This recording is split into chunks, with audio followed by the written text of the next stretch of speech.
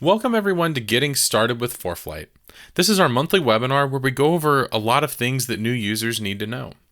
Today we're going to give you an overview of the app. We'll walk you through how to set up your first aircraft in ForeFlight. We'll look at several key parts of the app that you'll use every time you plan a flight. And then we'll walk through filing your first flight plan. We've got a lot of great presenters lined up for today's webinar. Guys, go ahead and introduce yourselves. Hi everyone, I'm Kendall. I'm a member of the pilot support team here at ForeFlight since 2021. I have been flying all over the country in GA for about 9 years and instructing for about half that time. And recently I have done some wing walking up in Sequim, Washington. Hi everyone, my name is Archer Hasbany. I am a software engineer on the Sync team, and I've been with ForeFlight for about 2.5, 3 years, and I have my PPL. So really excited to be with you guys today. Hey everybody, my name is Austin Thurmond. I'm on the pilot support team here at ForeFlight. I've been here since 2020, and I've been flying since 2018. Since then, I've grabbed my private, my instrument, and this summer I knocked out my seaplane rating up in Alaska, which was a lot of fun. Hey everybody, my name is Alex McMillan. I've been with ForeFlight for about 2 years now, and I've been instructing for about that same amount of time. Really happy to be here to answer any questions that you guys may have, so send them on in whenever you get them. My name is Jay Wiles. I work on the marketing team here at ForeFlight. I'm a student pilot and I've been here since 2021. Before we look at today's agenda, I want to go ahead and mention that we're going to be using a Pro Plus subscription for today's webinar.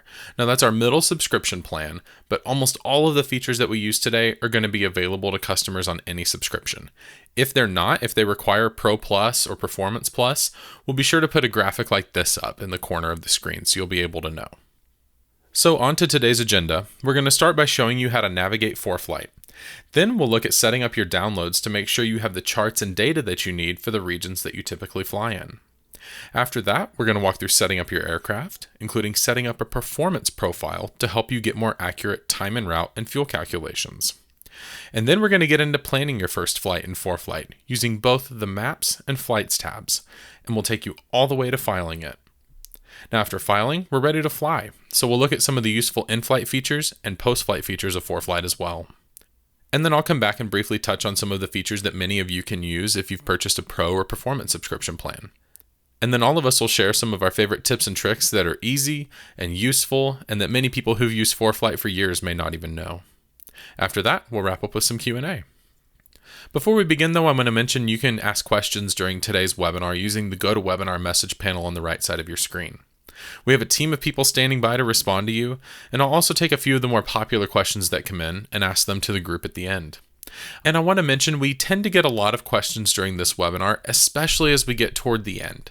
So if you have a question, I'd encourage you to submit it as soon as you think of it. If your question isn't answered during today's webinar, you can always send it to us at team@foreflight.com. It may be some of the support team members that are on today's webinar that respond to you. And if you encounter any technical problems during today's webinar, go ahead and try leaving and rejoining. That usually fixes it. And if you're watching this webinar on a mobile device, go ahead and try switching to a computer. We find that GoToWebinar just tends to work better on computers rather than mobile devices. And lastly, today's presentation is being recorded and it will be accessible at foreflight.com/webinars by this time tomorrow. With that, let's go ahead and get started. Austin, over to you. All right, thanks Jay for the introduction. Let's go through a little bit of app navigation. So when you open up ForeFlight Mobile for the first time, it'll come to the Maps page. You'll be seeing a view similar to this, and there'll be quick filters off to the left and tabs along the bottom. We'll get into those quick filters soon. But I want to go through the tabs on the bottom. So you can select through each one. There's airports, flights, weight and balance. And I'm not going to go through each and every one of these today, so make sure you carve out some time to dig through each of those, and those will send you to different parts of the app. What I do want to point out is if you go in the bottom right, you select more. These will give you even more views. So you have your default tabs that are listed on the bottom of the Maps page. And these can be changed. So if you again select more, you can go up to Edit Tab Order. Let's say I want imagery. I want that much higher up on my list. I want it as a default tab. So I'm going to tap it, the little hamburger menu, drag it up next to airports, and I can select save. Now back on my maps page, you see we now list airports and then imagery. Another little trick is that the tab to the left of more is called a dynamic tab. And for tabs that are not listed on your default menu, it'll show the last tab that you visited. So if I select more, devices, pulls up devices, and let's say I want to go back to maps.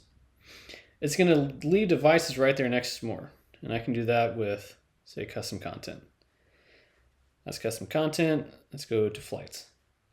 Again, it leaves that custom content tab right there. Easy for you to quick reference. So it gives you one to kind of mess with if you easily want to get back to that tab. Another thing here is your account information. So we're going to go to more. We're going to scroll down to account. And this is where you're going to find information about your subscription and the device that you're on. So you have your name here, device you're using. Today we're using a Pro Plus subscription. So whatever subscription you have purchased, it'll display here as well as the expiration date. So if you're wondering how much time left do I have until I have to renew, you can come right here and view those. So there's a high-level overview of the app navigation, and now we're going to kick it over to Archer for downloads and settings. Awesome. Thanks, Austin. So now we're going to take a look at the download settings. So just like Austin was just showing you, I'll go down into more. And up on the top right, you'll see two options, downloads and settings. And first, we'll start with downloads. So this is where you can configure all of the different chart and data downloads for ForeFlight Mobile. So the first place we'll take a look is the actual data settings. So this is where you can turn on, top level, what kind of IFR or VFR charts you want, what kind of diagrams you'd like to download, the terminal procedures, and then which regions you'd like to download the high resolution base map for. So if you're only going to fly in the United States, that's probably the only one you need to have on. But if you plan to take a trip anywhere else, this is where you could come and turn on the high resolution base map for that region. So going back into the main download settings, we can also go into the specific regions we want to have downloaded. So in my case, I'm in Texas. I might only really need Texas and maybe the bordering states like Louisiana or Oklahoma downloaded. But depending on where you want to fly, you could go through and download any of the specific states that you'd like to download. Something to keep in mind that we'll show off in a little bit is the pack feature. So if you don't have a certain region downloaded that you're going to fly to, as long as you set up a flight plan with ForeFlight and use the pack feature, we'll download all the necessary charts along your route. You could also go through and select Canada or Europe or Australia as well, but for me, I only need the Texas regions. So yeah, and once you've configured your region settings, you can take another look at any of these different required downloads or high resolution terrain for the whole United States. And then depending on what regions you have selected, they'll show up in the taxi diagrams. And then if you have any expired downloads, you'll get a little indicator saying, you need to update these specific downloads. And then if you have any downloads that are out of date, the download button in the bottom right will be blue to indicate that you can tap there to download anything that might be out of date. And now I'm going to pass it over to Alex to tell you about setting up an aircraft. All right, now let's go into setting up our aircraft. Obviously, this is going to be a very important step when it comes to flight planning. So you'll want to make sure that this is your aircraft is set up correctly and as accurately as possible. Today, we're going to just go ahead and set up a Cessna 172. I'm an instructor. I fly a lot of 172s, so I know them pretty well. And I feel like it's a pretty common plane out there, so we'll just stick with that today. If you have any technically difficult aircraft to build in the app, you can always email us at team@foreflight.com. We can help you out with that from there. So to get to the aircraft tab, you may notice on my screen, I have it here in the lower right-hand corner. Now that's because this is the last tab that I opened up before going back to the maps page or any other tab for that matter. But if you can't find it here, let's say we have something else. Oh, of course, I tap on aircraft. We have something else open. You can always tap the more tab down here at the bottom right and find aircraft there if it's not already at the bottom of your screen. Now, once we're in here, let's go ahead and set this 172 up. I'm going to go ahead and press the plus button up here at the top. And I'll come up with a tail number.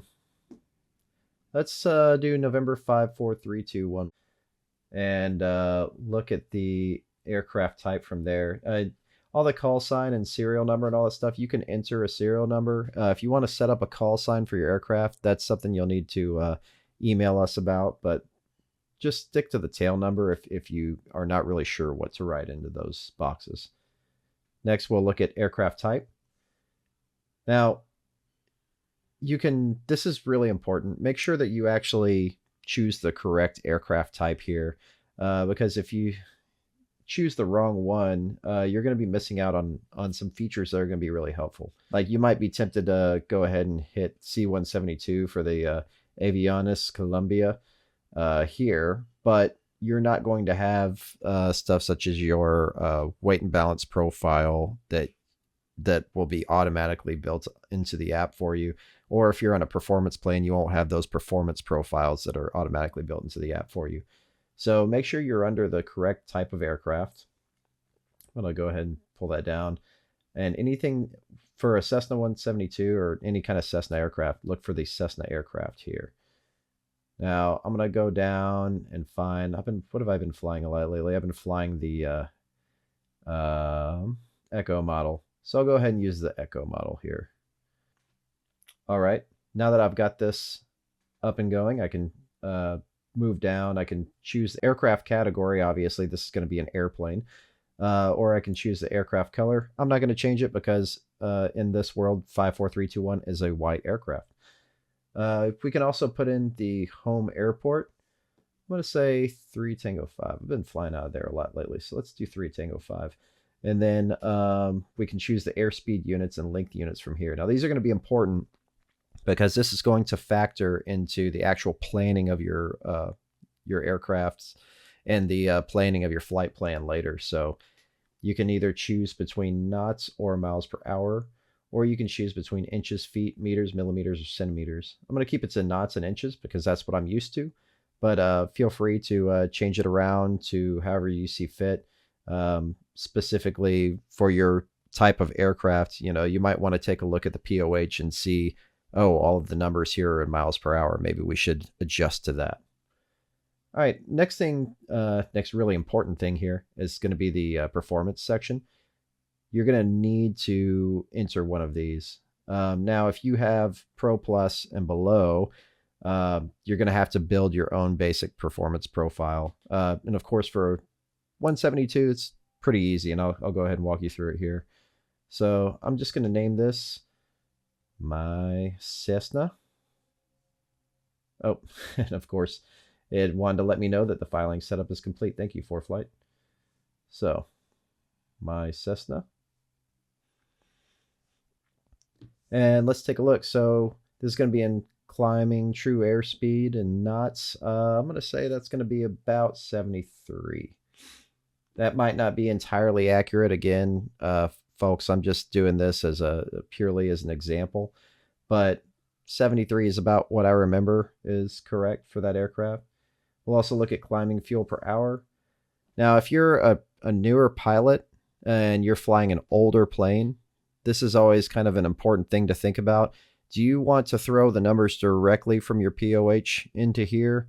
I'll let you make that call. Me personally, I'm going to err on the side of caution and maybe add 1 gallon per hour, 2 gallons per hour more for something like a climb when it comes to a 50, 60-year-old aircraft, especially if I'm not super comfortable with my flight planning skills yet. So I'll go ahead and throw in 12 gallons per hour here. And the climb rate, people want to say 500 for this aircraft. I'm going to say about 400 because realistically on a hot day, especially here in Texas, you would be lucky to get 300. So we'll throw in 400 just to be nice. Now, our cruise true airspeed and our cruise fuel per hour, these are the only two required to be entered.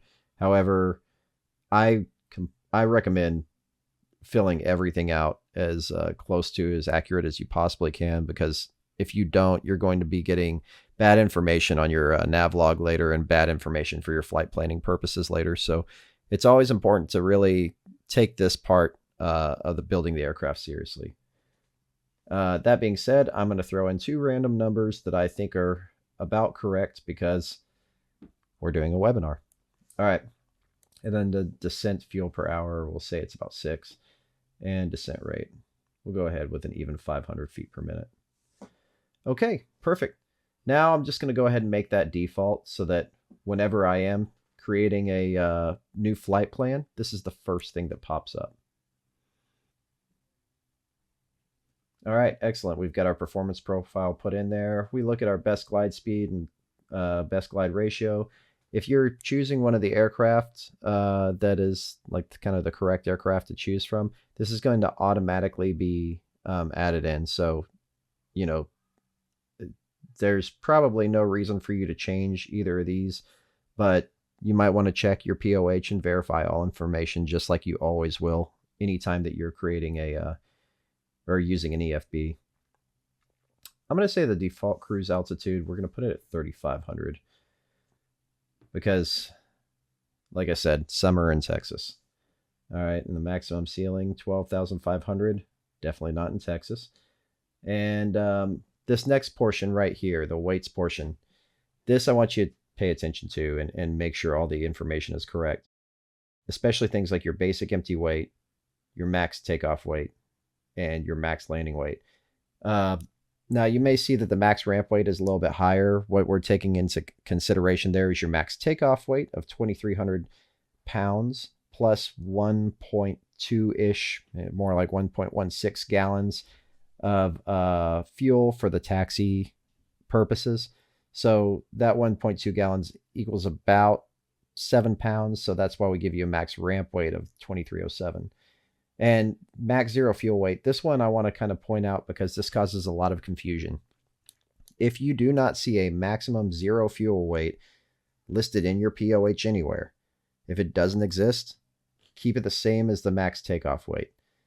We can go into more detail about why that is in the Q&A if you do have questions about it. However, just trust me on this one. Keep the max zero fuel weight the same as the max takeoff weight. You'll be good to go. Now, you also can change the weight units here from pounds to kilograms. It's up to you whether you want to do that, but that's also going to reflect in your planning purposes for later. One of those planning purposes being the weight balance profile. So if you do not see this green add WMB profile here, it's because you have not enabled enhanced weight and balance. So in order to do that, and now you may not see it on my screen because I have a slightly different type of account than you do, but you'll want to go to More, Account, ForeFlight Labs down here. And once again, like I said, you won't see it here, but on your display, you should see enhanced weight and balance, and you'll want to make sure that that is enabled. So enable that, tap on Add Weight and Balance Profile, and then go ahead and tap on one of the arrangements, like 4-seat arrangement or whatever it says for your aircraft. Now, check that out. You already have all of your stations entered. You have your CG envelope completely built. It makes it very pilot proof, very easy to get through. All you have to do is add your basic empty weight and then add a basic empty CG. I'm going to say 38 inches. You know, that might not be completely accurate, but once again, this is just a demo. Now you might see that it goes beneath your envelope like it does here. If it does do that, you can always change the bottom down here. So the 1,500 pounds, you can always change that to reflect the lowest empty weight. You'll want to verify that, but most of these weight and balance profiles, the envelopes are built from a certain weight down. This is your forward and aft CGs.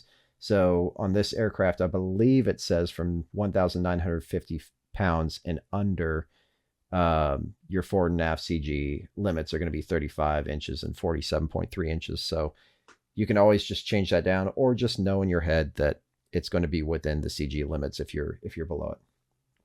Okay, moving right along. You can then choose your fuel type, fuel units. It's 1.17. There we go. And then you'll want to build out your all of your different FAA equipment, filing equipment, and all that stuff. If you have questions on that, please email us at team@foreflight.com. There are so many different variables I just do not have time to go through today, but we'll always be happy to help you out and get you up and running. Furthermore, moving down, you've got the dinghy. Whether or not you have a dinghy on board, we do not. We're in a 172. And any emergency equipment. And once again, I'm going to go ahead and make this default. Now, if I wanted to, I could copy this aircraft and it'll make an exact copy, or I could delete the aircraft from here. So I'll kind of show you what that looks like. And you'll see an exact copy was made. I'll go ahead and scroll down to the bottom and delete that for you. And now I'll go ahead and hand it over to Kendall so she can talk to you about the maps. Kendall? Thanks, Alex.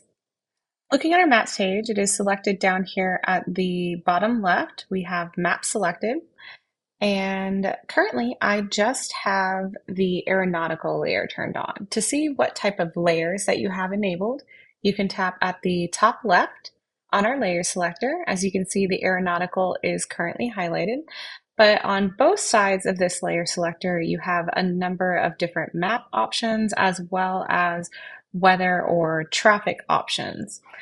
So one that we'll explore for a minute here is our aeronautical layer. So as you can see here, this is a dynamic map layer that will show you all different types of airspace, airways, and is a great tool for different types of situational awareness. This can be overlaid as VFR or IFR maps for the US or Canada or anywhere else, and they are currently not intended to replace any sort of charts, but just to enhance any of the charts that we currently offer. So to figure out more information about any sort of airport, we'll zoom in right over here and we can tap on Tyler, Texas right here.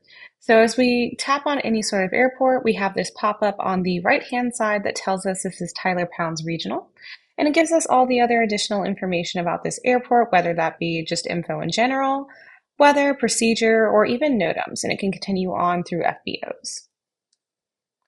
So to talk a little bit more about the different layers that we have selected, I'm going to tap close on that pop-up on the right-hand side. Then I'll come back over to here to the aeronautical layer and I will select the icing layer. So the icing layer is only available for our Pro Plus subscribers. So we may have to zoom out just a little bit because we are here in Texas. We can also select the altitude, which would have helped me out a little bit here, and that is found on the right-hand side with this slide setting. I'll go back to about 15. And then as it loads up, you can see that up here, close towards Michigan and Wisconsin, we do have a little bit more ice going on. I can tap this play button down here, and it will tell us the different types of severity of icing through this area through the next 16 hours, as you can see as it crosses over this Midwest region. So we have the light to severe icing. Anytime I press pause here, it will stop that movement. So the next layer that we're going to take a look at is our traffic layer. So when you are connected to the internet, you will have this option of the traffic layer right here on the right-hand column. So while that's selected, I'm going to click out of that, and then I'll zoom in just a little bit to kind of give a little bit of an easier time to see more information about airplanes that might be flying in this area. So all of our traffic information is provided by FlightAware. And if I select one of these little airplanes that happen to be flying over here, we can see as it's currently moving along. We can see tail number, we can see the current heading, speed, any other information about it. So this happens to be a Northern Air cargo aircraft.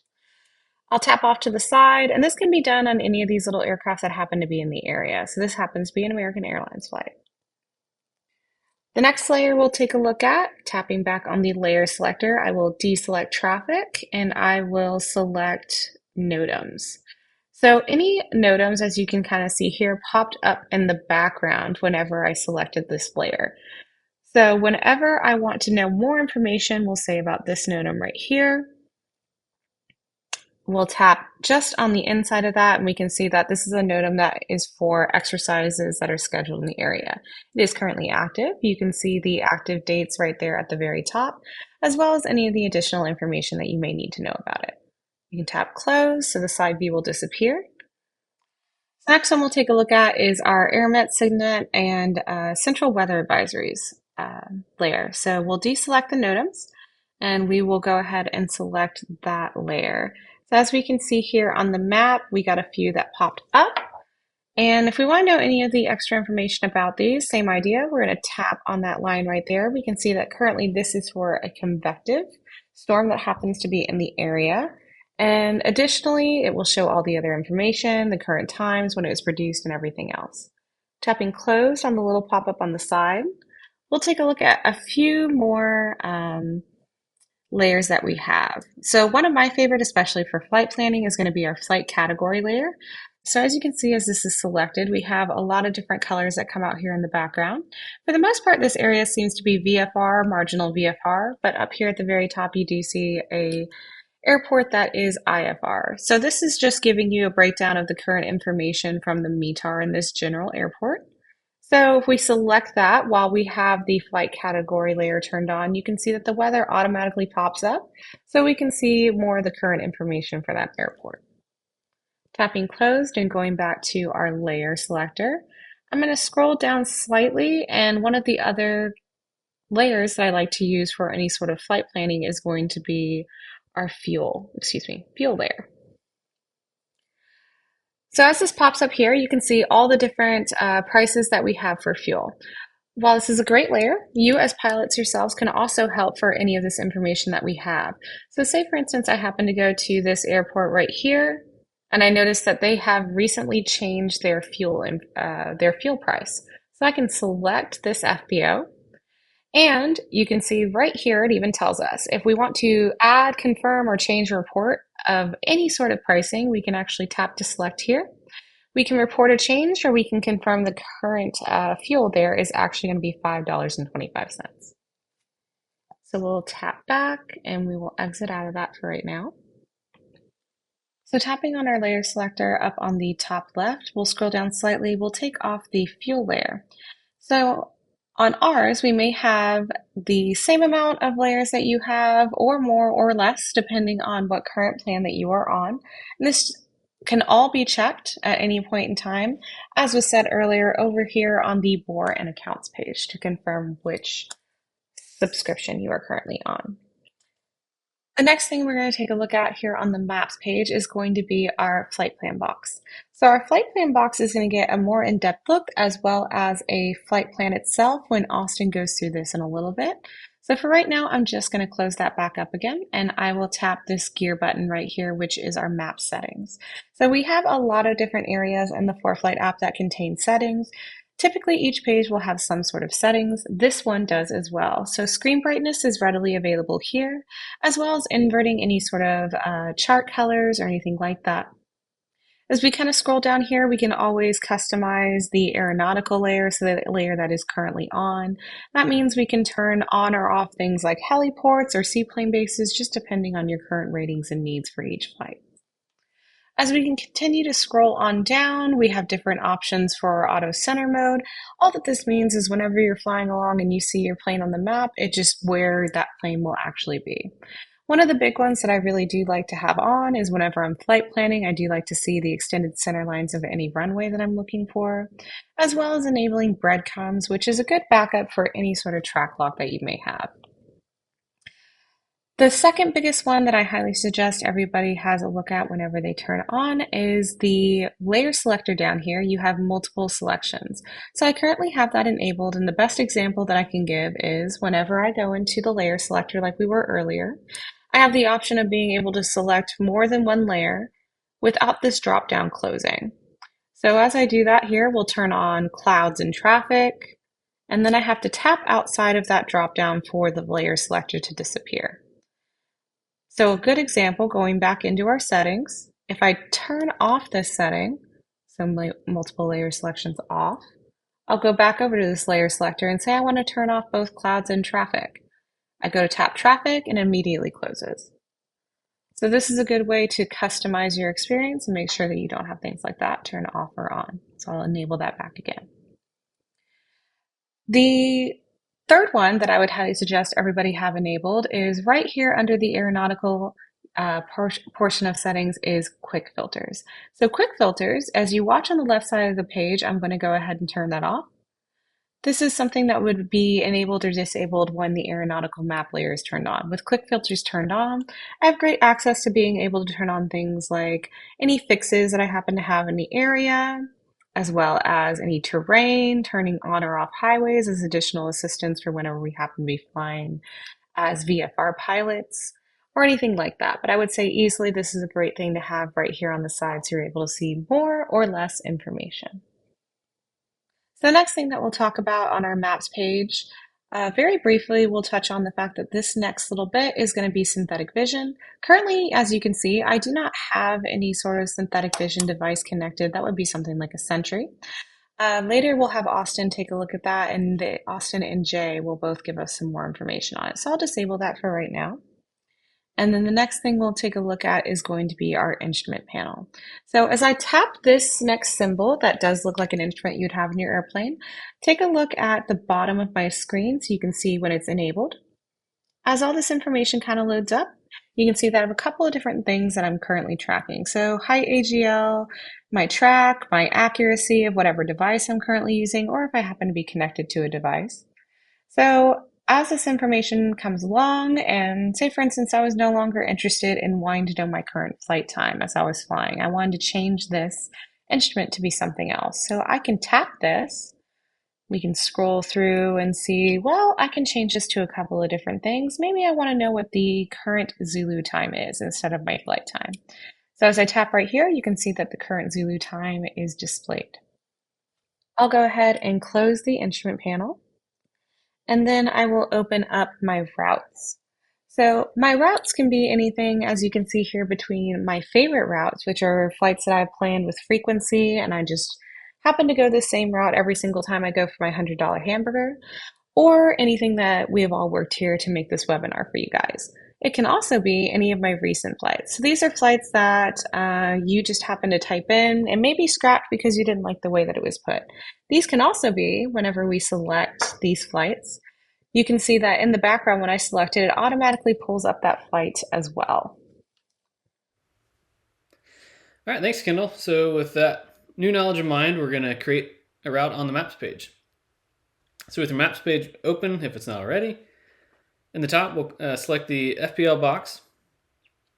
And today we're going to go from my home airport of Lockhart up to Stephenville. It's going to be a barbecue town, up to Hardy Barbecue in Stephenville. It's the best. So there's a couple different ways that we can add a route into our FPL box. I can tap into the FPL box and type in 50 Romeo. Hit the space bar and that'll add that waypoint to our route.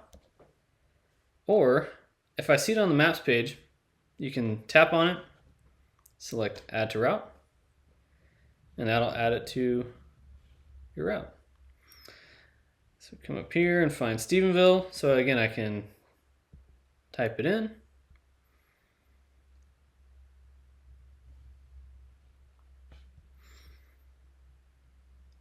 Or just select add route, which this one's saying remove route, but same principle applies.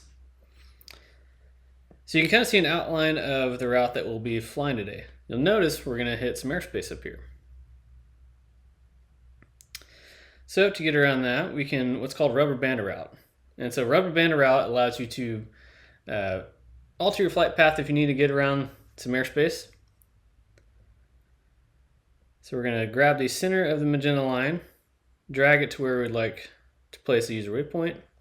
We're going to let go, and we're going to tap the lat long coordinates, and it's going to add a user waypoint there. That looks a lot better to get around that airspace. So you can zoom out, view your route, and there you go. So we're going to go back into the FPL box. Now, since there's only one aircraft on our account, so we have November 54321 that Alex created for us, and that is by default in the top left of your FPL box. But any other aircraft that you add to your account will be listed here. Below that is the performance profiles. So Alex created my Cessna performance profile. If there are any other performance profiles for that aircraft, again, they'll be displayed here. So if you want to make something that's a little more high performance, high performance flying, you can create one there. If you want some more economical, you can kind of pick and choose. And so those are important to give you like the most accurate fuel and time calculations when you're creating these routes. Now below that is our altitude advisor. So in the bottom left, you can select that. And this is going to pull in winds aloft data to show you time en route and fuel burn. So I like to get up a little bit higher, only burning maybe an extra gallon. Getting up at 6,500, it's already selected, so put that in there. And then starting from the bottom left, we have our distance, our estimated time en route, so now we're 18 minutes. Our estimated time of arrival of 4:47, and that is because if you look on the kind of the bottom right here in our ETD selector, we have that set for the 12th, leaving at 3:30 p.m. So you can close that out. If you do not see an ETA in the FPL box, just go and check that you have a departure time set. So if ForeFlight doesn't have a departure time, it doesn't know what time you're going to arrive. So with that information, we have 12.2 gallons burning and a tailwind component of 11 knots. Now just above the routes, the ETD is the routes tab. This is more for IFR flying. It'll give you ATC cleared routes and preferred routes. It really makes things a little bit easier when you're planning for those IFR cross countries. But today we're going VFR. So those won't apply to us. And above that is the procedure tab. So in here, again, it's you can load up different approaches. So at Stephenville, they have the RNAV approaches on each side. But today we're flying VFR. But we do have the traffic pattern procedure. So we're going to select that. It's using the latest wind information saying runway 14 is going to be your best wind. So we'll tap that. And you could add in a 45-degree, cross midfield teardrop, or if you want to do just a direct, you can select those and then add them into your route.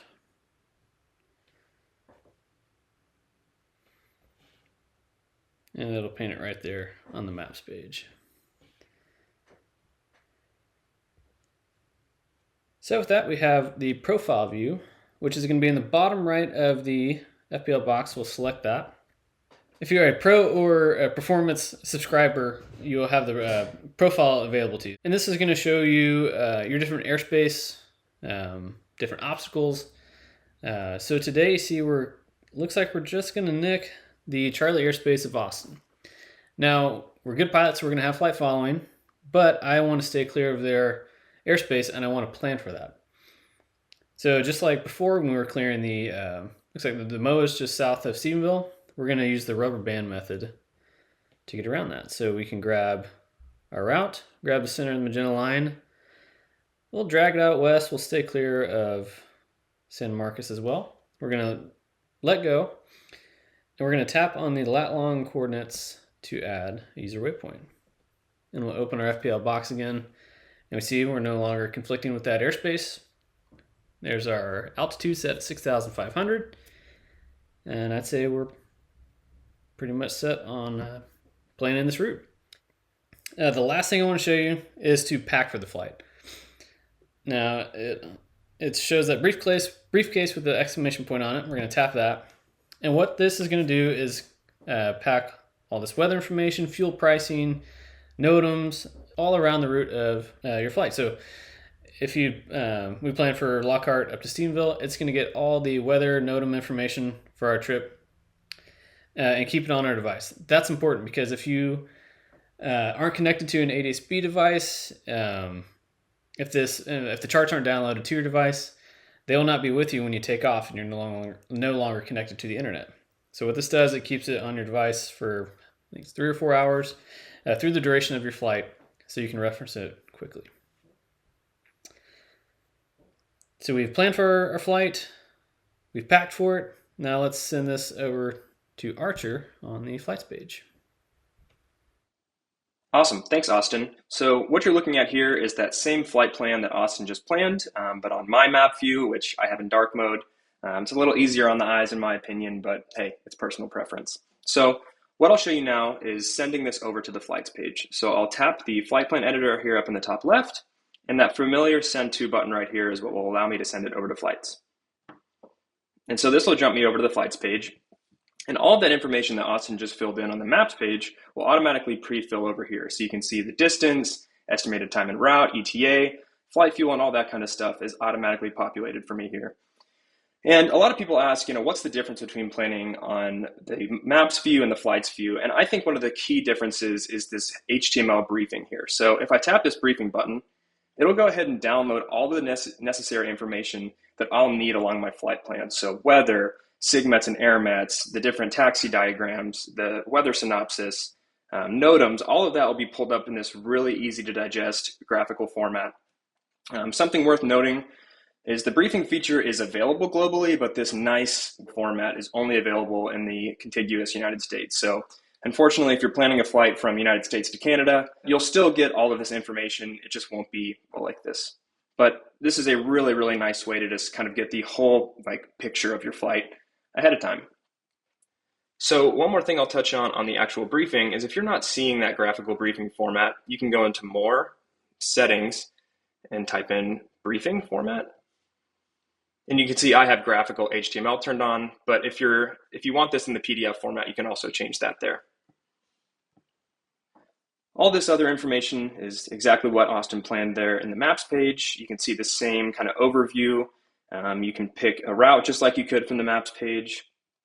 And one of the other key differences between the flights view and the maps view is the ability to file. So once you're ready to fly your flight plan, or file your flight plan, I should say, you can go ahead and tap this Proceed to File button in the bottom right, verify that all of this information looks correct, and then just click File. And once you get your clearance back from ATC, if the flight plan that you filed looks good, this will all be the same, but if you get a edit, this will also populate back in this view. So a really, really easy way to plan and file your flight plans here from the flights page. You can edit a VFR flight plan after you file it, but you have to be connected to the internet to do so, and then activating and amending is kind of different based on your local rules. It's also worth noting that this filing is only available in the United States, Canada, Europe, and Australia.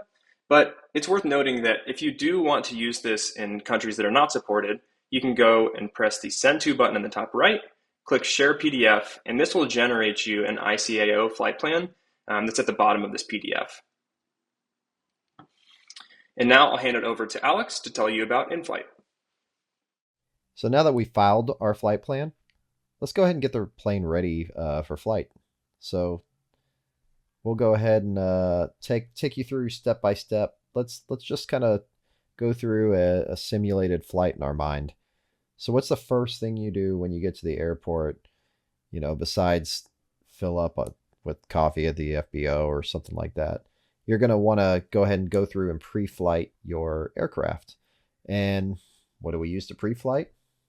Checklists, or we should be using checklists. So we'll go ahead and start with the checklist page. You can see mine is already here at the bottom.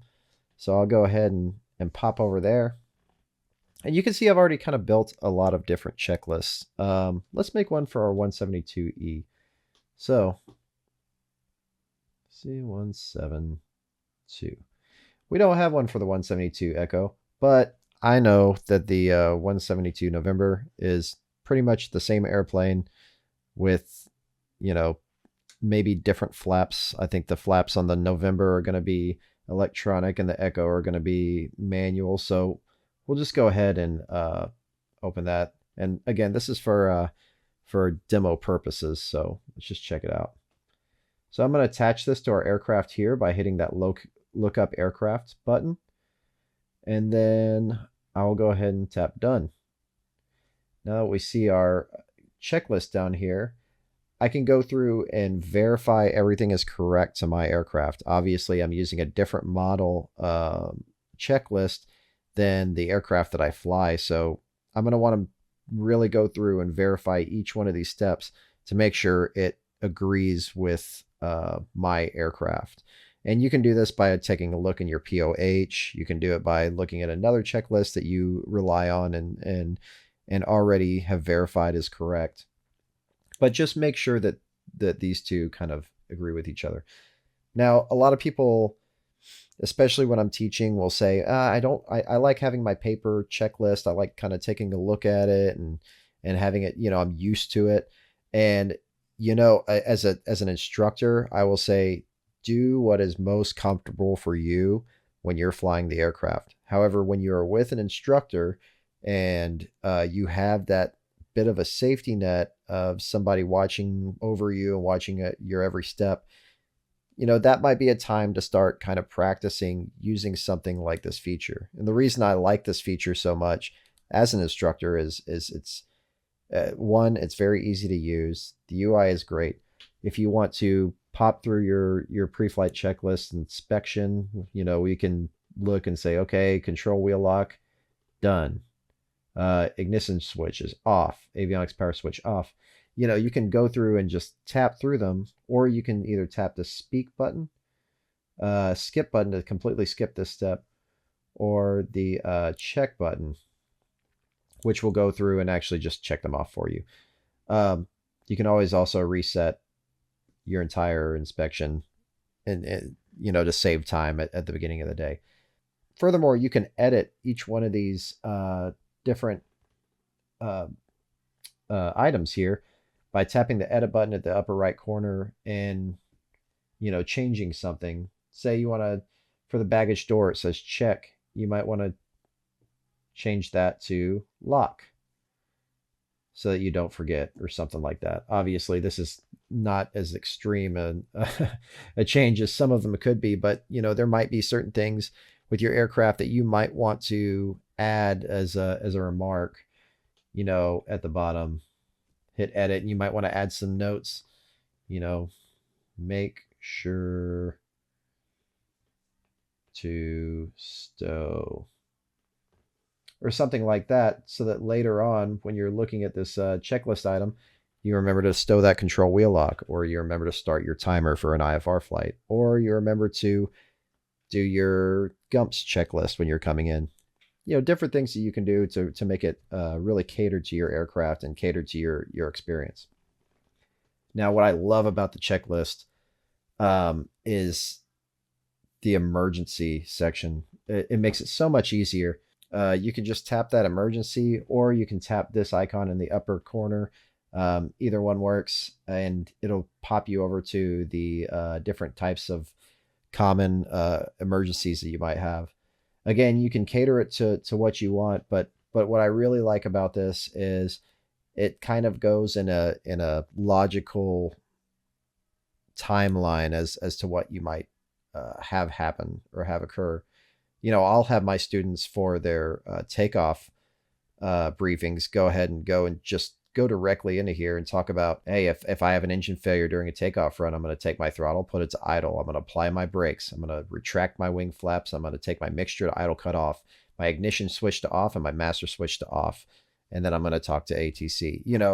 Make it really easy to go through. You're not having to memorize a whole bunch of stuff. Obviously, these are things you do want to have memorized on a do list. However, it makes it really nice to be able to just take a really quick look and just like that, have the answer right at your fingertips. Furthermore, different things like if you do have an engine failure during flight, the very next emergency that it has is emergency landings without engine power, which is great. set up for your convenience. So I love this feature. I really think it's great. It's completely editable. And if you do have an aircraft where you're not able to find a checklist catered to you, shoot us an email at team@foreflight.com. I can't guarantee that we'd be able to get that put in there for you, but we're always trying to expand the number of aircraft that we have on this feature. So, all right, so we're done with all of our pre-flighting. We've gone through our checklist. Everything looks great. What's the next thing we're going to do? Well, we're going to talk to ATC, right? So, well, maybe we won't talk to ATC yet. Next, we're going to get our ATIS. So let's go to the scratch pads. And obviously, I was flying to Denver as filed. We can, so from here, we can pick from a bunch of different templates.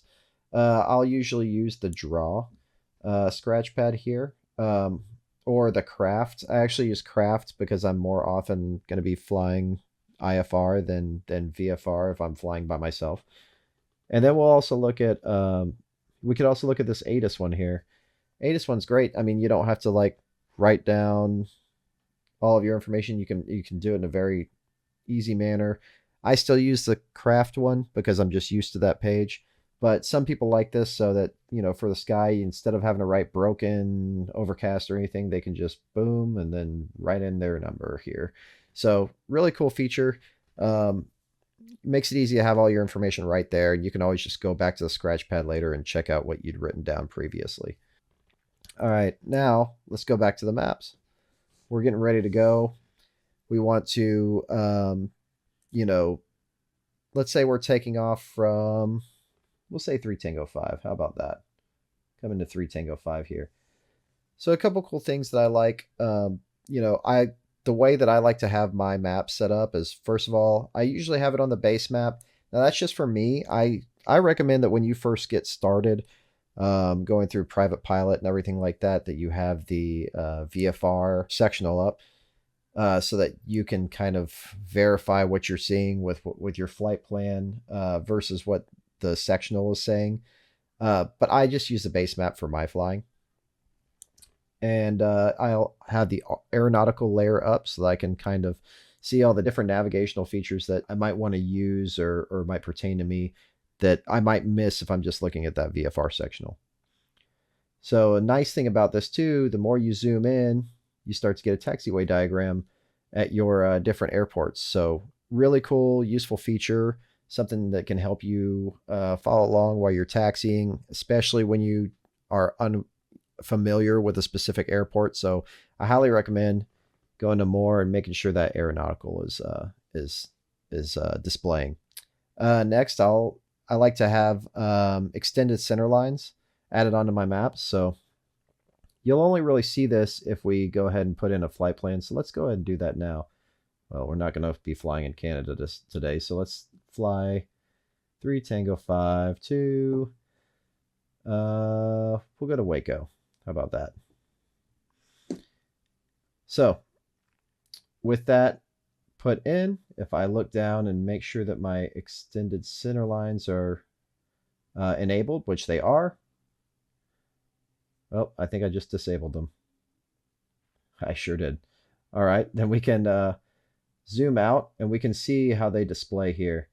This makes it really, really nice. Especially if you're flying to a new airport and you're like, man, I cannot find this airport anywhere. It makes it nice to be able to just kind of line up with that airport and see where those runways are supposed to be going. So another thing I like to use is the own ship distance rings. This makes it really easy to kind of stay situationally alert, get ready to find where your next the next point in which you need to call up ATC or call somebody up to let them know, hey, we're coming in. Let's take one more look down here at some other nice things about the aeronautical layer. For instance, right here, if I were to tap and hold in here, I could see that there is a parachute jumping area in here. I can also see that it moves from the surface to 1,500 feet AGL, which doesn't seem very high, but that's where it goes. And any additional information about that. So we can see stuff about our different airspaces, including our special use airspaces when using the aeronautical display. So I think that that's very handy. Another cool thing that we have is the airspace alerts and the destination weather frequency alerts. The airspace alerts are going to be super handy. They're going to let you know within a certain distance that you are approaching a specific type of airspace. Of course, this is great for situational awareness so you don't accidentally bump into a Bravo or something like that and get into a lot of trouble. Another nice thing is with the destination weather frequency alerts is when you're within a specific distance from an airport within your flight plan, it'll actually pop up and give you the frequency for your AWOS, ASOS, or ATIS as you approach that airport. So very handy for keeping ahead of the plane while you're doing a cross-country flight. One more thing I want to point out is we do have NOTAMs and TFR graphically displayed on our map. If you have them actuated, like I just showed you right there, you can see these. If you Let's see if we can find one actively right here. San Angelo. So it looks like we've got, what do we got going on over here? We've got a TFR in San Angelo right now. Um, so this is of course we all understand that the TFRs are extremely important to keep abreast of and always know ahead of our flight plan that we're going to be staying clear of them. So this is going to be more so for your flight planning, but I will say that you can also, if you do have ADSB, you can also view the TFRs in flight. Speaking of ADSB, if you are connected to an ADSB in flight, there are a lot of great uses you can use with ForeFlight. For one, it provides in-flight traffic and weather situational awareness. So for the traffic in the United States, it can either be transmitted from aircraft to ground towers or aircraft to aircraft. But outside the United States, it can only be transmitted aircraft to aircraft. For the weather, it's only going to be in the United States, and it's going to be provided by ground towers. Now, here are the different weather products that you'll get using ADSB.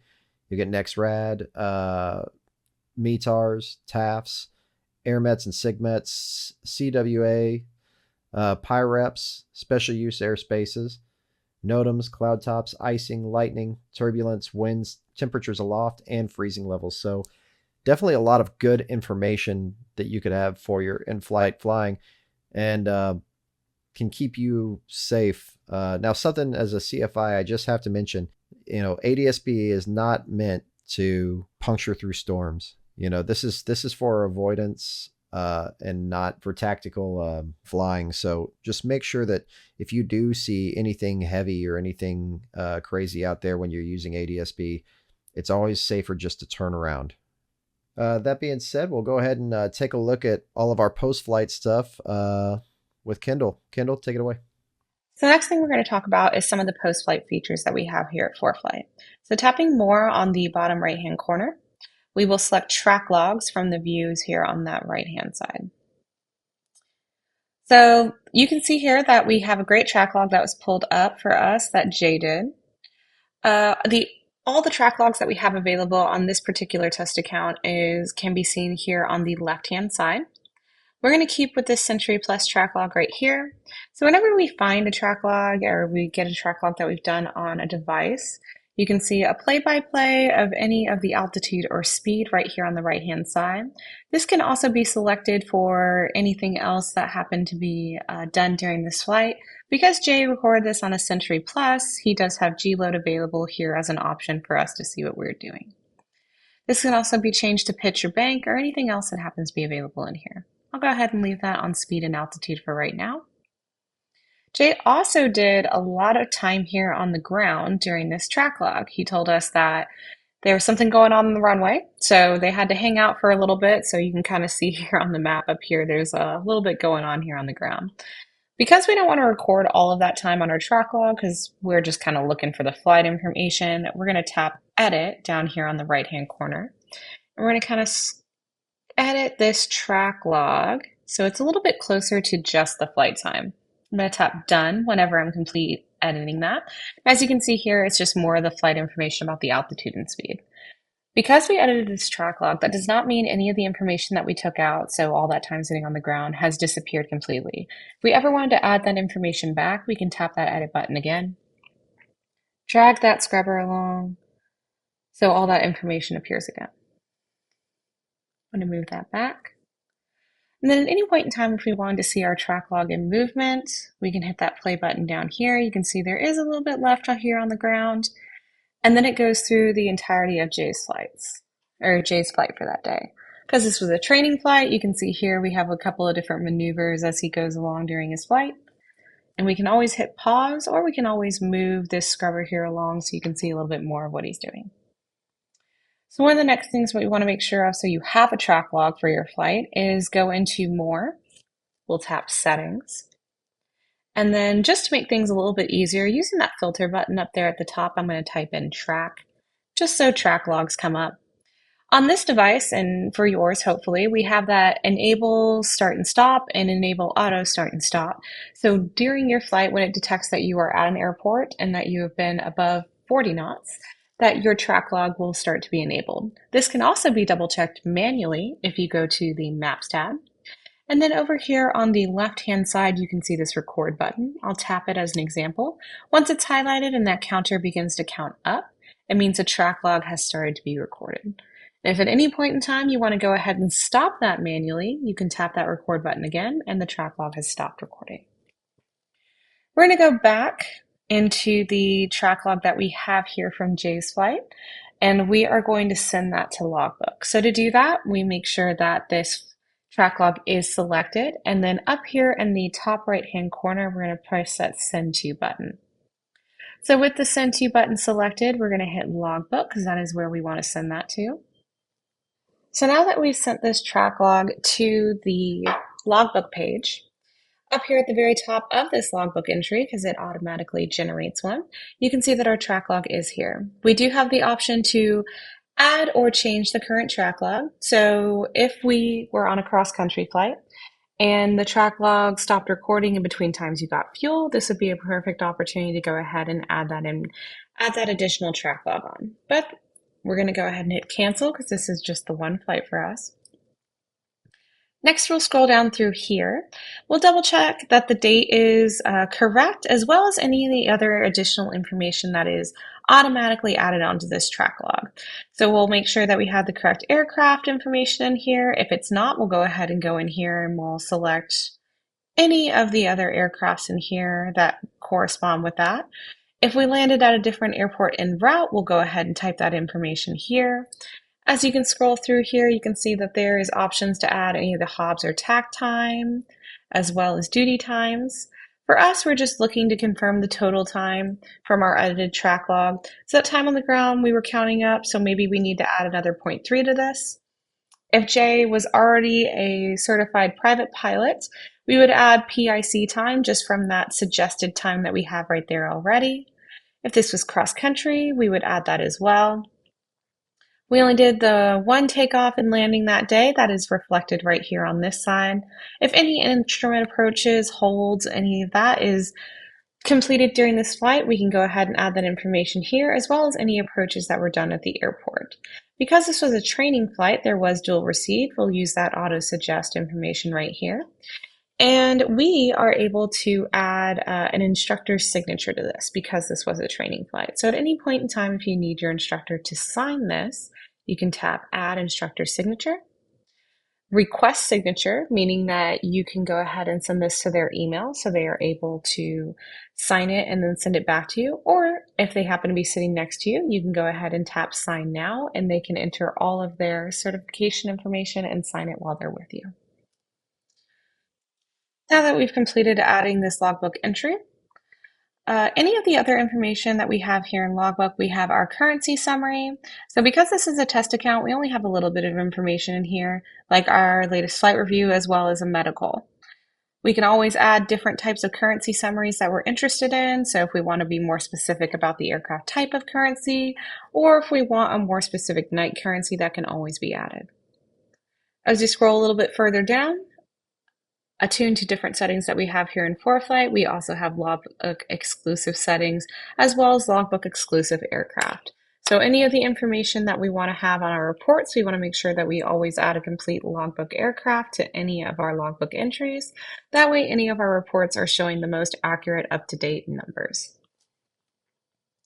So next, we'll have Jay take a look at some of our other features and different subscriptions that we have. Thanks, Kendall.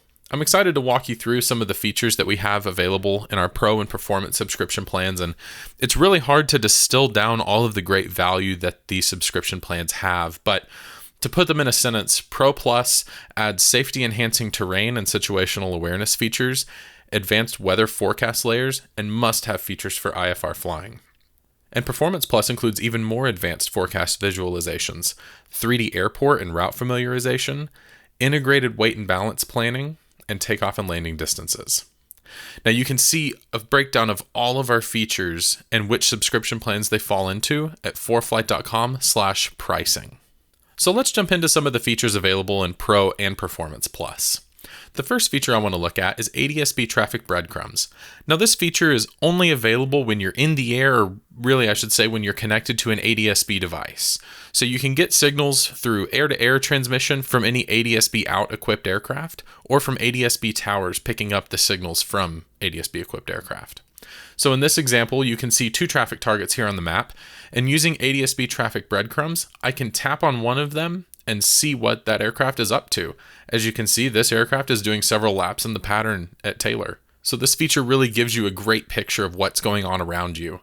And I should mention that the breadcrumbs are only recording when your ADS-B device, your Sentry or whatever platform you use to receive ADS-B data, it's only recording those breadcrumbs during the time that your device can see the aircraft. The next feature I want to mention is synthetic vision. This is one that Kendall mentioned a little bit ago when we were reviewing the Maps tab. This is a screenshot I took on a flight in the Phoenix area, and if you've ever flown in that airspace, you know how busy it is. So you can see here we've got a traffic target. You can see that red arrow just on the side of the screen that shows that traffic at 10 o'clock, 2 miles, 600 feet below. And as we were flying through that airspace, that was not the only traffic alert like that. So this is a really valuable tool to give you greater situational awareness and just keep everyone safer in the air. We also have georeference plates and airport diagrams. So you can see here that this is a Jeppesen chart. You don't need Jeppesen to use the georeference plates and airport diagrams, but in this example, you can see that the georeference chart is overlaid on the Maps tab. So that lets you see your own ship, that lets you see other information about airports nearby. It can let you see traffic targets around you. It'll let you overlay hazard advisor or radar over on top of those diagrams so you can have the view of everything you need all in one place. Next, we're taking a look at Hazard Advisor. Now, this is a route in Colorado. In this example, I wanted to see what it would be like to fly this route at 10,000 feet. And as you can see, we had to rubber band the route like Austin was demonstrating earlier to get through some of that terrain that gets pretty high in those areas. Next, something else that Austin showed us is the profile view, looking at airspace and terrain. In this example, we're taking off from Houston Executive and heading up to Lufkin. And you can see in profile view, you can modify your route so that you can avoid airspace. So for example, we're staying below the Bravo shelf at Bush Intercontinental in Houston, but we're also able to climb above the Class Delta airspace at Conroe. Next, I want to get into some of our Performance Plus features. This is a really great example of the great visualizations that you get in Performance Plus. This is our dynamic winds feature. You can see as we change our altitude using the slider there on the right, we're getting different information. The visualization you see on the screen indicates the speed of the winds at each of the altitudes that we're selecting. And as we climb into the flight levels, it becomes an even more colorful picture, giving you a fantastic depiction of forecast winds at any altitude. Performance Plus also unlocks the 3D features within ForeFlight. In this example, you can see 3D airports and routes. So in this case, we're coming into Aspen, and you can see there on the right some obstacles that are shaded in yellow and red. Now, they're kind of small in here, but when you're planning your flight, that can be incredibly useful to already know where to be looking. Another great feature in 3D is forecast weather. So in this case, we're using 3D preview, looking at our route that we plan to fly, and we're able to see that there's icing on our route. And we can also use the altitude slider there on the right to see icing, clouds, and turbulence that's forecast at any altitude along our route. We can also tap the blue route button at the top, which is what's selected here. So as you're playing through your flight in 3D, the altitude slider will climb and descend as necessary. And as I mentioned, Performance Plus also includes the forecast weather products and profile view, including turbulence, clouds, and icing as well. The last Performance Plus feature I'll touch on today are the performance profiles. Now, when Alex was setting up his aircraft earlier, you may have seen all of these performance profiles when on his screen there weren't any. And that's because in Performance Plus, we're taking performance information from your manufacturer and inputting these performance profiles so that you can just select the best one that fits your needs for your flight. Now again, I want to mention that Pro and Performance also include a lot of other great features as well, and so I'd encourage you to take a look at foreflight.com/pricing down here. This link will be included in an email that you'll get later on today, so you don't need to write it down right now, but we'd love for you to take a look at what you have available to you. And the last thing I want to cover here today is I've asked our presenters for today to prepare some tips and tricks that may be useful for you that we haven't talked about yet. So guys, go ahead. So some of my favorite tips and tricks is here on the maps page, I'll tap the flight plan box. And I'll just go ahead and type in a random flight plan I have. And say, for instance, I wanted to know a little bit more information just in this general area. Maybe I want to make a quick stop down here in Waco. And I just zoomed in a lot more, so my flight path was no longer in the center of my whole screen. So if I wanted that to be recentered, I'll go ahead and do a quick 3-finger tap, and it will center that flight plan right back in the middle of my screen so I can see the whole thing again. My next favorite tip is going to be if I happen to be getting directions or directed from ATC and they give me a direct to a certain fix or even a certain airport, I can go up here to the search bar and I can tap a D for direct, and then I can select whatever they gave me a direction for. So we'll say we're going to executive, direct to executive. So it'll take my current coordinates and it will put me direct to executive from that point. We can see that right here on our drop down. All right, so for a couple tips and tricks that I like to show when we're out at Oshkosh, Ton of Fun, all those, is user waypoints. A lot of people don't really take advantage of those. So we'll zoom in here to Oshkosh and say I want to use a user waypoint over here at the lake. And you can label these anything you want. I have one close here in Central Texas. We have in Chandler Rock. Different places you like to fly over. But what you do for those is you tap and hold on the point where you want to add a user waypoint. And on the lat long, you select more, save, and then you can name it whatever you like. So we'll do Osh Lake. Osh Lake. Save that. And that creates a user waypoint and puts it right on your map. With the user waypoint map layer enabled, you can now tap on that and add to your route. So you go up in your FPL box, it'll show it right there, and you can tap direct to, and it'll draw a line directly from where you're at to your user waypoint. The other one that I like to do, it's not really something that you'll use in your flight planning or when you're up flying in the air, but you do have to have a route in your FPL box. So let's do,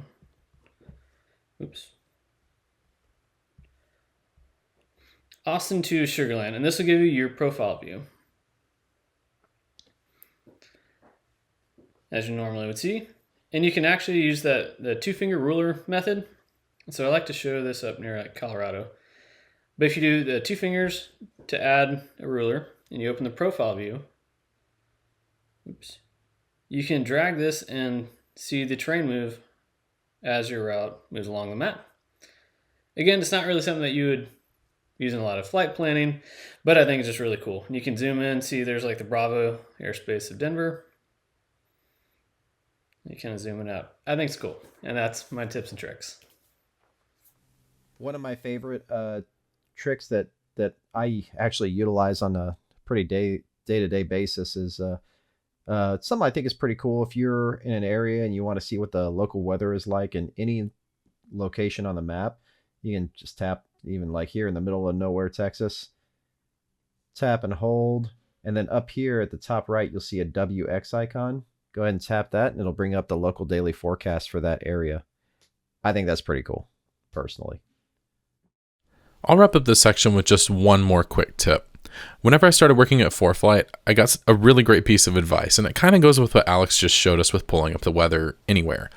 And that is, if you don't know what something is on the Maps tab, you can either tap or tap hold on it. So tap down and hold it there for just a second. And if you do one of those things, you'll learn more information. So let me give you a couple of examples. First of all, you can see where I'm tapping here. I just tapped because I see a TFR that's coming up, and it pulls up the information about when it's going to be active and all the information that I could need. I close that. And the next thing is when it's not a NOTAM or a TFR, I can tap hold on the map to learn more information. So for example, I just did a tap hold within this military operations area. I can tap on it, see what airspace it covers. I can also learn more details and see what hours that it's active. In addition to those, just like we've shown you several times throughout this webinar, if you see an airport, you can tap on the airport to learn more information here on the right side of the screen. You can also do a tap hold. I'm going to zoom in really close here just to show you an example of some busier airspace. So this is the Class Delta and Class Charlie that are right next to each other here in Austin. So you can see the Class Delta for Austin Executive, and then the Class Charlie airspace for Austin Bergstrom International. And all of that was just by tap holding in that one spot on the map. So that wraps up our tips and tricks for today. Now we're going to move into Q&A. But before we do, I want to mention some great resources that we have available for you. This first link, foreflight.com/support, is where you can find thousands of articles from our support team giving you insight into how to use pretty much any feature within ForeFlight. You can also find links to different guides and other tools that are useful for you. Second, I want to mention the pilot's guide, and you can find that on the support page, but you can also go to foreflight.com/pilots-guide, or within ForeFlight, you can go into the Documents tab in the ForeFlight folder, and the pilot's guide will be the first thing right there. The pilot's guide is hundreds of pages long, but it has an incredible index where you can search for really any feature you want to learn more about within ForeFlight. For example, when I was putting together the slide earlier when Alex reviewed what information was available through ADSB Weather, I went to the pilot's guide to find that out. If you're looking at the pilot's guide in ForeFlight Mobile, you can also use the search function and search for any term you want to, and it will find it within the pilot's guide. Third, I want to mention you can register for more webinars and watch past ones at foreflight.com/webinars. And as I mentioned at the beginning of this webinar, the video from today's presentation will be uploaded to that page within 24 hours. And lastly here, you can always reach out to the pilot support team. We're always happy to help. team@foreflight.com. If you have any question maybe that isn't answered during today's webinar, or you have a question that comes up later, feel free to reach out to us there. In addition to these links, when today's webinar ends, I'd ask that you take a short survey. Let us know what you enjoyed and what else you'd like to learn about ForeFlight products in the future. So with that, let's move on to some questions. And thank you all for the questions you've submitted today. We've gotten a lot of great ones, and we just want to bring a few of those out now. Some that really, can apply to multiple situations. Some of you asked about specific things with your account. We want to bring some out though that we think could be useful for more people. So for a larger number of people. So the first question I have here is for Kendall. Can I use my ForeFlight subscription on more than one device? Yeah, great question, guys. So your personal ForeFlight subscription can be used up to 3 devices, meaning 2 iPads, 1 iPhone, or 2 iPhones, 1 iPad. And this can be any mix of iPads, meaning like if you have 1 full-size iPad and 1 iPad mini, or 2 full-size, so something to that effect. Awesome, thanks, Kendall. The next question I have for you is for you as well. How can I see the latest prices at my local FBO? So any of the fuel prices that is available at your FBO can be referenced on the maps page by going to select the airport that you're going to. And you can go to FBOs, and then you can see the full list of available fuel prices there.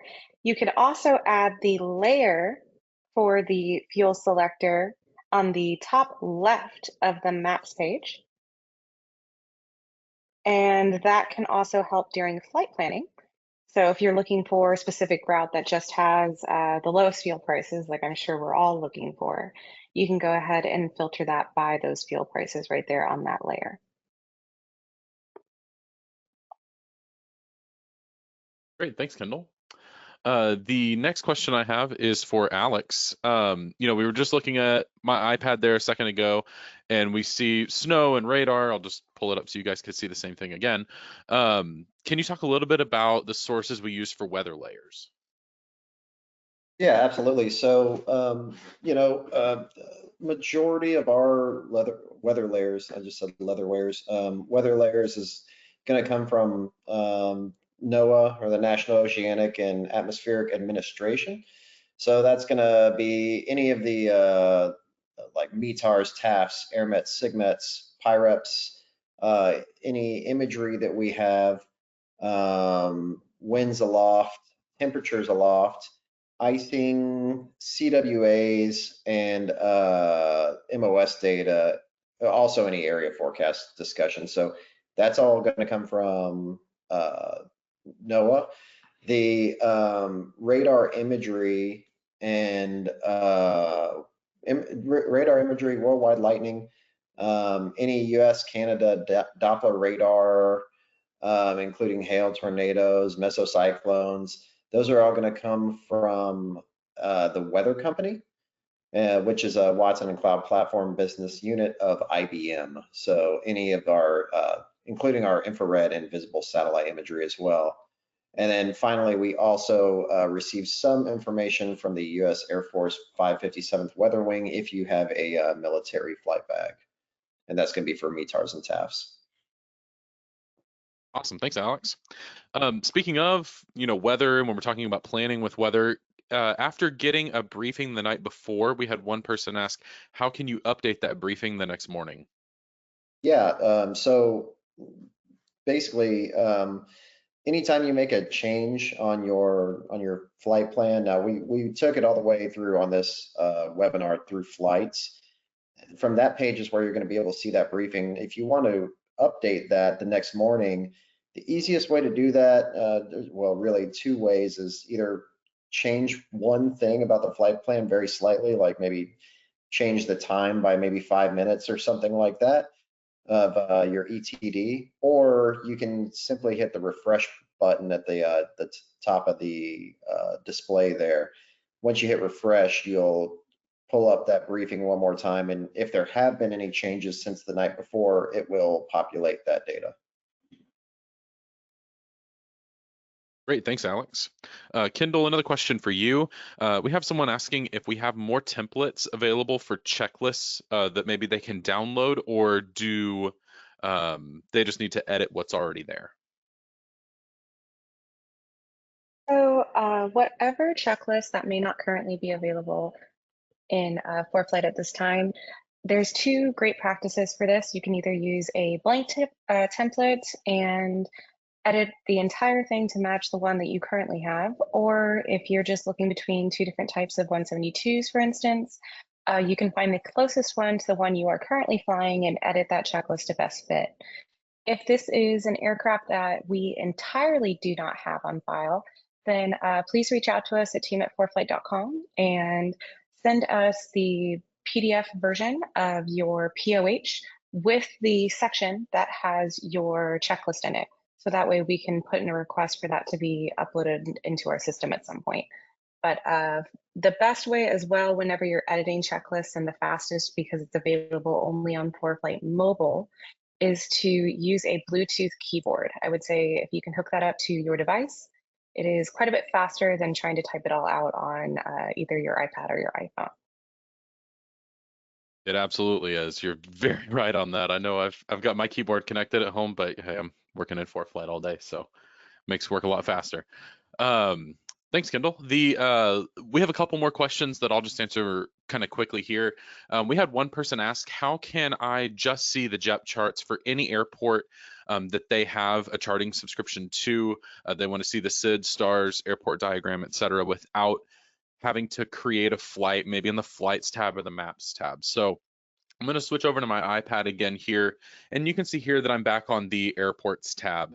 Now, these are the airports that I've looked at recently, and you can see I have the information for Georgetown pulled up here, but let's say I want to see for Teterboro what departures are available, and just to be able to view those charts, you can tap on the airport or type it in your search if you haven't, if you don't have it up in your recents or your favorites.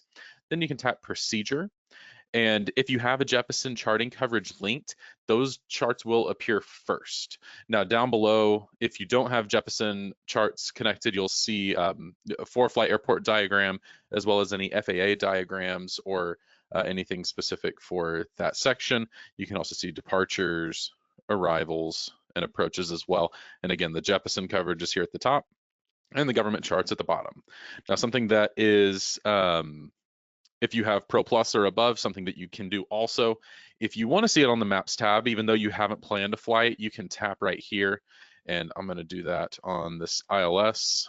You can geo-reference the chart on the Maps tab. So If I turn off the radar there, which you can change the opacity on the radar so you can see both in the future, but that approach is now available to you right on the Maps tab. You can also get to it on the Maps tab, by the way. You can just tap the airport, tap procedure, and pull it up the same way. There are a lot of ways to do things in ForeFlight. You can say one's the best, you can say one isn't, but there are a lot of ways to do it. So it's kind of, you can pick which works best for you. The next question that I'll answer is, do I still need the JetFD app on my iPad? Now, what that's referring to is the Jeppesen Mobile Flight Deck app is being sunset after the next AIRAC chart cycle comes out next week. So that means that the data in Jeppesen Mobile Flight Deck will be current through, I believe it's mid to late February, and then afterward, no more updates will be available for JetFD. So we recommend that people using JetFD switch over to ForeFlight, but we know that that there are a lot of, there's a learning curve when you're switching apps for that kind of thing. So the short answer is no, you don't need the JetFD app on your iPad, but you will need to deactivate your charting coverage in JetFD before you can install it in ForeFlight. Now, there are a lot of aspects to this that can be a little complex. So what I'm going to recommend is that foreflight.com/webinars link that you see right there on your screen. When you go there, you'll see this next Tuesday at the 1 hour earlier than this webinar, 1 p.m. Central Time in the US, 1900 UTC. We have a webinar, The Simple Transition to ForeFlight from JetFD, coming up. You can register for that. We'd love to have you, and we'll be able to answer more questions there. The very last question that I'll take today, and it's one I think all of our guys here on the webinar can say that they've heard, I don't know, at least once or twice. Are there any plans to make ForeFlight compatible with Android? Now, we've had a number of explanations in the past, but I want to point you guys to one specific resource that we have that's fairly new. If you go to ba.foreflight.com, that's our business aviation blog, our head of community, Ryan McBride, went into a great explanation of why ForeFlight invests so heavily in the iOS ecosystem, in the iPadOS ecosystem. So I just encourage you to check it out there. Again, that link is ba.foreflight.com. It is a great read. It gets a little technical, but it's still packed with great information. So with that, I want to thank you everyone so much for coming to today's webinar. Again, these links here, if you need any, if you asked a question that wasn't answered, or if you need anything else, these are all great resources for you, especially that last one, reaching out to team@foreflight.com. So I want to thank you all again so much for coming, and we'll see you on the next webinar.